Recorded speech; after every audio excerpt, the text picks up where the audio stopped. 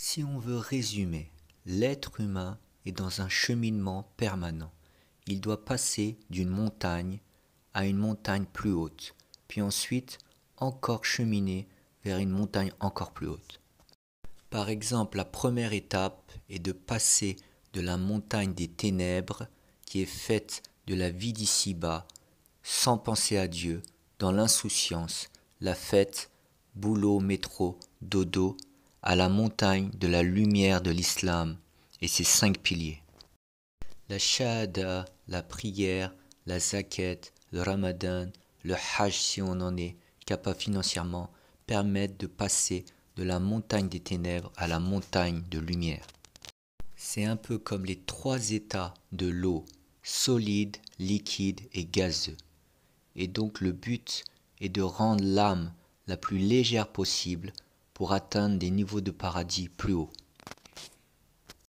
Car si on médite tous les lieux de péché ou les actes de péché, comme la fornication, l'alcool, la violence, etc., sont des actes lourds, alors que les actes de piété, aller à la mosquée, faire la prière, donner la zakat, faire le dhikr, sont des actes de légèreté et qui permettent d'amener la lumière dans le cœur. Donc en tant que musulman, on va chercher à multiplier les hasanat, les bonnes actions, comme un enfant essaye d'emmagasiner les bons points auprès de son professeur. Mais ceci n'est encore que la plage. En rentrant dans le monde du soufisme, le musulman ne va moins chercher les bons points, mais va chercher les états spirituels, la qualité de sa pratique par le khushu', la concentration. Ainsi, par la multiplication des dhikrs, c'est comme s'il frappait avec le marteau la glace de son cœur pour obtenir l'ouverture de l'océan de lumière et ainsi nager dans l'océan. Mais la force de ces dhikrs est d'être relié au prophète Mohammed sallallahu alayhi wa sallam et aux saints par la chaîne spirituelle. Ce n'est pas seulement juste de faire un programme de dhikr. C'est comme EDF, GDF, le plus important n'est pas d'avoir l'interrupteur, mais d'avoir l'autorisation d'en haut, d'avoir la lumière, l'électricité. Donc les étapes est de passer de personnes normales à musulmans, puis de musulmans à salik, mourid, ça veut dire celui qui chemine, le faqir soufi, et ensuite de cheminant à arifin billah, connaissant par Allah, c'est-à-dire il a terminé son chemin entre guillemets, et il a atteint la ma'rifa, la connaissance spirituelle et secrète, comme au Hajj, le mont Arafat, qui symbolise la connaissance de la gnose. Donc cela symbolise la vaporisation de l'âme, comme si le connaissant par Allah a disparu.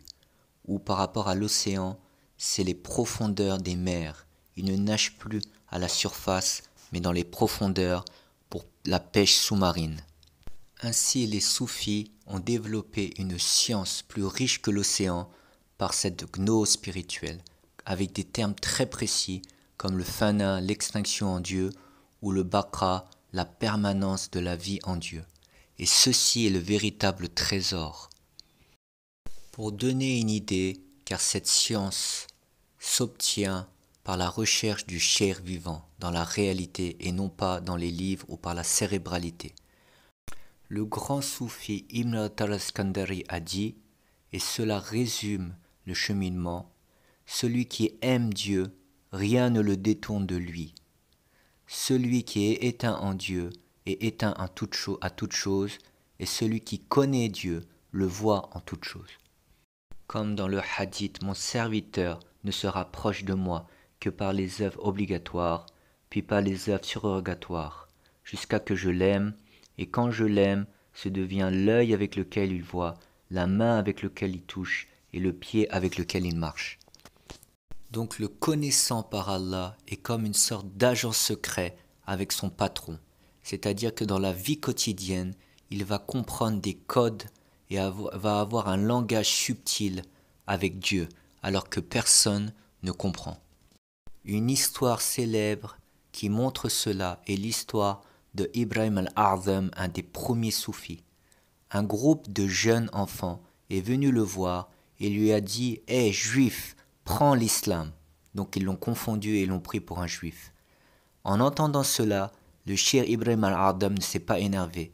Et il a dit « Ok, oui » et il a fait la shahada. Et ensuite, le groupe de jeunes l'ont chahuté et l'ont mis sur un âne.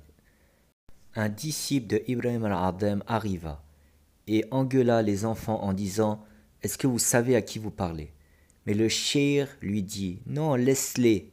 Lorsqu'ils m'ont dit « Hé, juif, fais la shahada », j'ai compris que j'étais dans l'insouciance et que j'étais moins concentré.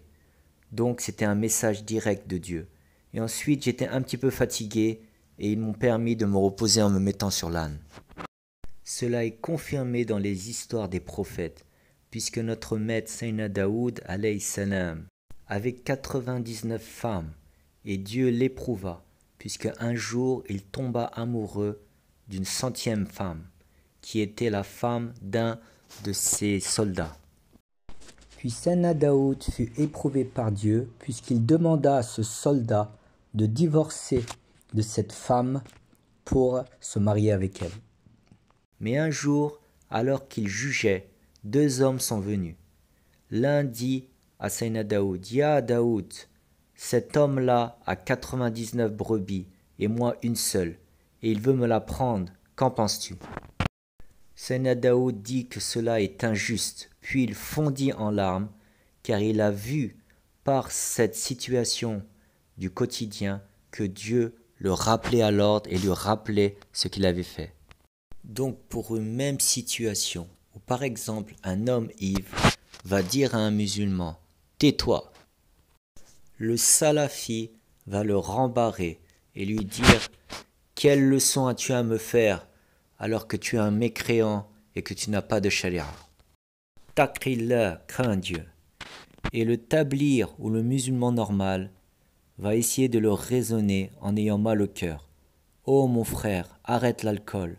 Dieu l'a interdit dans le Coran. » Mais ce tablir ou un musulman normal ne va pas ressentir de la culpabilité par cette phrase « tais-toi », alors que le soufi va extérieurement rappeler cet homme en disant que ses actes ne sont pas bien.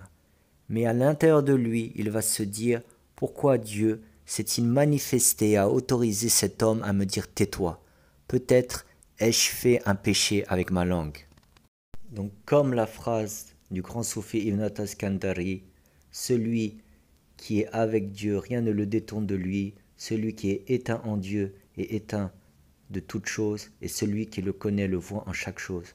Donc le soufi Arif Billah va voir la manifestation divine même dans un ivrogne. Comme dans le Coran, seuls les savants craignent Dieu. Donc c'est le sens véritable du mot savant, c'est-à-dire le arif, le connaissant par Allah.